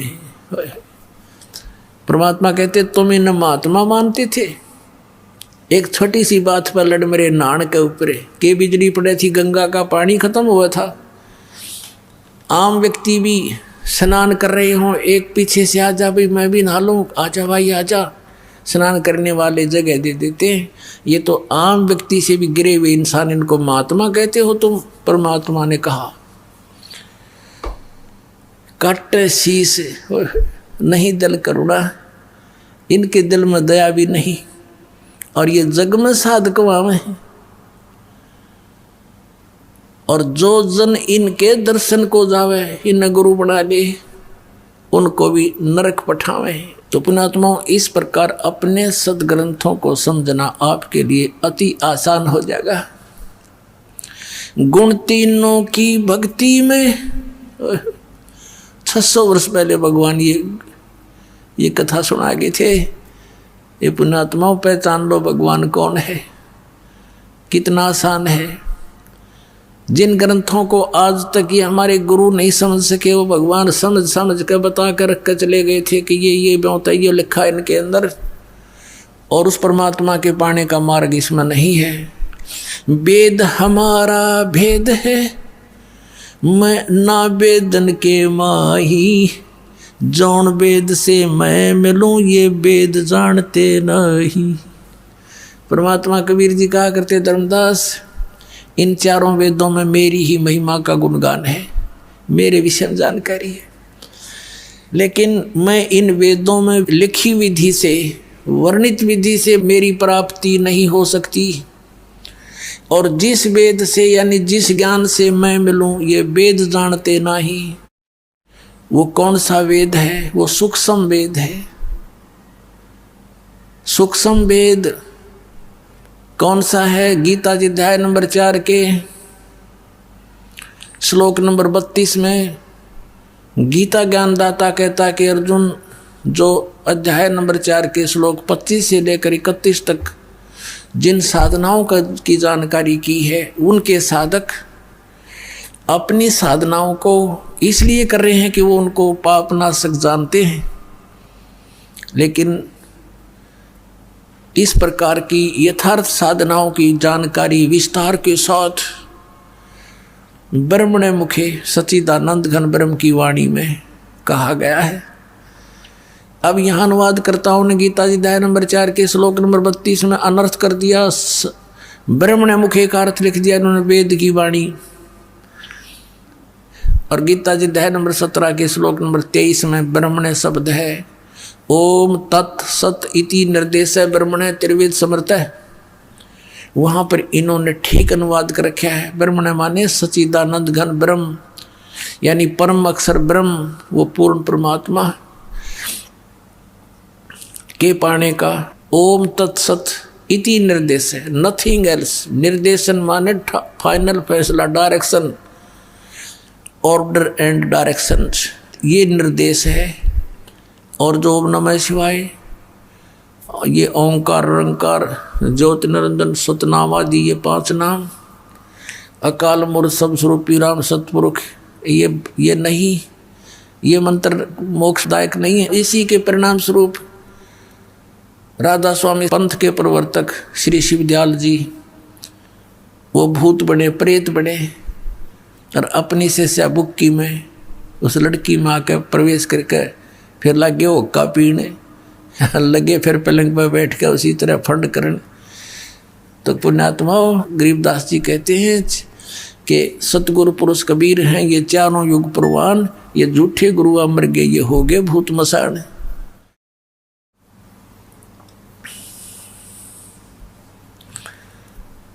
अब सच्चिदानंद घन ब्रह्म की वाणी, ब्रह्मणे माने सच्चिदानंद घन ब्रह्म होना चाहिए। तो इस चौथे अध्याय के 32वें श्लोक में इन्होंने अनर्थ कर दिया। यहाँ लिखना था ब्रह्मणे मुखे, सच्चिदानंद घन ब्रह्म के मुख से निकले उस अमृत वचनों में, अमृत वाणी में, यानी सच्चिदानंद घन ब्रह्म के मुख से उच्चरित वाणी में, कबीर वाणी में, जिसको सूक्ष्म वेद और तत्व ज्ञान कहते हैं, विस्तार के साथ कहे गए हैं।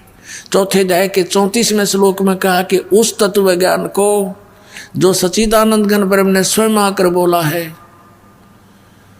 उसको तू गीता ज्ञानदाता कहता तत्वदर्शी संतों के पास जाकर समझ, और उनको दंडवत प्रणाम करने से, कपट छोड़कर उनसे प्रसन्न करने से वो तत्वदर्शी संत तुझे उस परमात्म तत्व का फिर ज्ञान करावेंगे। इससे सिद्ध है कि गीता ज्ञानदाता भी अनभिज्ञ है उस तत्व ज्ञान से, उस परमात्मा के सूक्ष्म वेद से और उस मंत्र से। इसने संकेत अवश्य दे दिया 17वें अध्याय के 23वें श्लोक में कि ओम तत्सत इति निर्देश है ब्रह्मणे त्रिवेद समर्थ है, कि उस सच्चिदानंद घन ब्रह्म के पाने का ये 3 मंत्र का जाप है, एक ओम और तत्। ये गुप्त है। गीता जी अध्याय नंबर 15 के श्लोक नंबर 16-17 में 3 पुरुष हैं, 3 प्रभु हैं, सरपुरुष और अक्षर पुरुष। सरपुरुष यो 21 ब्रह्मांड का स्वामी काल ब्रह्म है, अक्षर पुरुष यो 7 संग ब्रह्मांड का स्वामी है।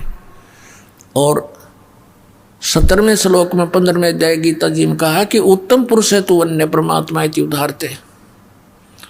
यह लोक धर्म अविश्य विवर्ती अवैश्वर है। उत्तम पुरुष श्रेष्ठ परमात्मा तो इन दोनों से भी अन्य ही है, सरपुरुष और अक्षर पुरुष से। तो तीसरा कौन है? वो परम अक्षर पुरुष।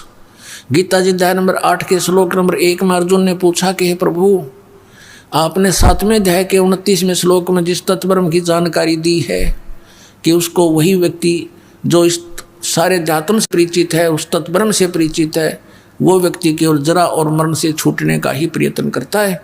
तो वो किम तत्ब्रह्म 7वें अध्याय के 8वें अध्याय के प्रथम मंत्र में पूछा, वो किम तत्ब्रह्म, वो तत्ब्रह्म क्या है? गीता ज्ञानदाता ने 8वें अध्याय के 3रे श्लोक में कहा वो परम अक्षर ब्रह्म है। एक सरब्रह्म, एक अक्षर ब्रह्म, एक परम अक्षर ब्रह्म। एक सरपुरुष कहो, उसको सरब्रह्म कहो, ये 21 ब्रह्मांड का स्वामी है। अक्षर पुरुष कहो, अक्षर ब्रह्म कहो, ये केवल 7 संख्य ब्रह्मांड का स्वामी है। और परम अक्षर ब्रह्म कहो, परम अक्षर पुरुष कहो, ये असंख्य ब्रह्मांड का स्वामी, ओवरऑल कंट्रोलर, ये कबीर देव है, कबीर साहब है। तो यहाँ पर 3 पुरुष हैं। 15वें अध्याय के 16 और 17 में 3 परमात्मा सिद्ध हैं, प्रभु, पुरुष, अक्षर पुरुष, सरपुरुष और परम अक्षर पुरुष। तो 17वें अध्याय के 23वें श्लोक में संकेत दिया है कि उस परम अक्षर ब्रह्म के पाने का, सच्चिदानंद घन ब्रह्म के पाने का, परम अक्षर ब्रह्म के पाने का, ये 3 मंत्र के जाप का निर्देश है। ओम तत्सत, नथिंग एल्स। त्रिविध है, समर्थ है, 3 ही प्रकार से इसका सिमरन होता है। वो ये दास बताएगा। ये कोड वर्ड है। ओम तो ब्रह्म का, सरपुरुष का है। तत् ये सांकेतिक है, ये अक्षर पुरुष का है। और सत भी सांकेतिक है, जिसको सार नाम कहते हैं, आदि नाम कहते हैं। ये सांकेतिक कोड वर्ड है। ये परम अक्षर ब्रह्म का है। ओम और यो तत्, ये दोनों मिलकर 2 अक्षर का सतनाम बनता है। और तत्, ये सत जो है ये आदि नाम है, ये सार नाम है। अपने आत्माओं, एक तो ये कंसेप्ट क्लियर हो गया कि तीनों गुण, रजगुण ब्रह्मा, सतगुण विष्णु, तमगुण शिव जी, इनकी जो भक्ति करते हैं उनके विषय में श्रीमद् भगवद गीता अध्याय नंबर 7 में के उपमा दी है।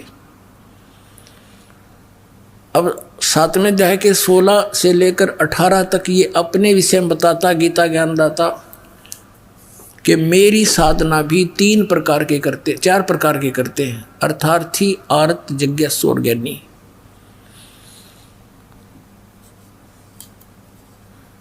और उनमें से 3 को रिजेक्ट करके चौथे को इसने स्वीकारा है। ज्ञानी आत्मा वो है जिन्हें भगवान पाने का एक कमर कस रखी है और ये भी जान लिया है वेदों से, जैसा उनको समझ में आया कि एक परमात्मा है, उसकी भक्ति करने से मोक्ष होगा, नथिंग एल्स। और उपासना करने से, किसी देव की पूजा करने से मोक्ष नहीं हो सकता। ये भी उनको फाइनल हो गया। और मनुष्य जीवन केवल परमात्मा प्राप्ति के लिए ही मिला है, ये भी उनके दृढ़ हो गया। अब उन्होंने तत्वदर्शी संत मिला नहीं। वेदों में ओम मंत्र, ये ब्रह्म का है, काल का। यजुर्वेद अध्याय नंबर 40 के मंत्र नंबर 15 में ओम कर्तु समर, किलवे समर और कर्तु समर, ओम नाम ही जाप करने का लिखा, नथिंग एल्स। वो ब्रह्म साधना है। 8वें अध्याय के 13वें श्लोक में गीता जी में यही कहा कि ओम इति एक अक्षरम ब्रह्म व्यवहारण माम अनुसमरण। माम ब्रह्म माने मुझ ब्रह्म का, ओम केवल ये एक अक्षर है, नथिंग एल्स। ये तो ब्रह्म का है। इनकी अकल काम नहीं करी, क्योंकि गुरु बिन का न पाया ज्ञाना, जो थो था उस छोड़े किसाना। गुरु बिन वेद पढ़े जो प्राणी, समझे न सार रहे अज्ञानी। ये सारे ज्ञानी रह गए, जिस कारण से उन ज्ञानियों को भी कहता है कि ज्ञानी है तो अच्छी आत्मा, 7वें अध्याय के 18वें श्लोक में। लेकिन ये मेरे वाली घटिया साधना में गतिमय स्थित रहे। गति माने उससे मिलने वाला फाइनल रिजल्ट, जैसे ओम नाम के जाप से ब्रह्मलोक प्राप्ति होती है, वो इनकी परम गति। तो कहता है मेरे वाली अनुतम, क्योंकि वहाँ गए हुए प्राणी भी जन्म मृत्यु में। ये खुद कहता 18वें अध्याय के 62वें श्लोक में कर दूँ, तू सर्वभाव से उस परमेश्वर की शरण में जा, जिसकी कृपा से परम शांति को सनातन परम धाम को प्राप्त होगा। 15वें अध्याय के 4थे श्लोक में कहा कि तत्वदर्शी संत की प्राप्ति के उपरांत परमेश्वर के उस परम पद की खोज करनी चाहिए, जहाँ जाने के बाद साधक फिर लौटकर कभी संसार में नहीं आते। और ये अपने विषय में 4थे अध्याय के 5वें और 9वें श्लोक में, 2रे अध्याय के 12वें श्लोक में, 10वें अध्याय के 2रे श्लोक में गीता ज्ञानदाता कहता है, अर्जुन तेरे और मेरे बहुत जन्म हो चुके, तो नहीं जानता मैं जानता हूँ। तो यहाँ कहता है मेरी घटिया अनुतम घटिया साधना में लीन रहे, अच्छी आत्मा होते हुए भी। और यहाँ इन ज्ञानियों ने अनुतम का अर्थ अति उत्तम कर दिया कि भगवान अपनी साधना को घटिया थोड़ा कह सकता है। रही भगवान थोड़ा है तो काल है, भगवान तो यूँ कह रहा है कोई और है जिससे परम शांति मिलेगी, उसका इनको ज्ञान नहीं था।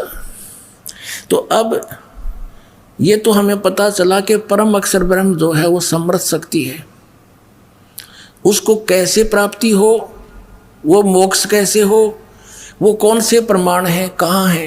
गीता अध्याय नंबर 16 के श्लोक 23-24 में स्पष्ट किया है कि शास्त्र विधि को त्याग कर जो मनमाना आचरण करते हैं उनकी न तो गति होती है, न उनको कोई सुख प्राप्त होता है, और न ही उनको कोई सिद्धि प्राप्त होती है, यूजलेस। इसलिए अर्जुन तेरे लिए शास्त्र ही प्रमाण है, नथिंग एल्स। कर्तव्य और अकर्तव्य की व्यवस्था में जो त्यागने चाहिए और जो ना त्यागने चाहिए वो कर्म भक्ति के वे शास्त्रों से ही प्रमाणित मानना, किसी की दंत कथा को मत मानना। अब वो 3 मंत्र के जाप है, 2 अक्षर ओम और तत्, ये सतनाम बनता है, सतनाम ये 2 अक्षर का। और जो सत है ये आदि नाम है, ये भी कोड वर्ड है। अब परमात्मा कहते हैं सो हम शब्द हम जग में लाए, सार शब्द हम गुप्त छुपाए। अपनात्मा इस दास ने भी सतनाम को तो बहुत बार सार्वजनिक कर दिया है, लेकिन सार नाम कहता हुआ भी ना लागड़ दे, और फिर सार शब्द। तो पुण्यात्मा अब मोक्ष होगा आपका, क्योंकि जो परमात्मा की शरण में यहाँ आ जाएंगे मोक्ष गारंटीड है। और यहाँ रहोगे इतने ठाठम ठाठ, ये सारे सुख देगा आपको जो आवश्यक होंगे, आपकी उम्र बढ़ाएगा, आपके रोग नाश करेगा, आपकी 101 पीढ़ी को पार करेगा। परमात्मा सत्कर बांध लेना।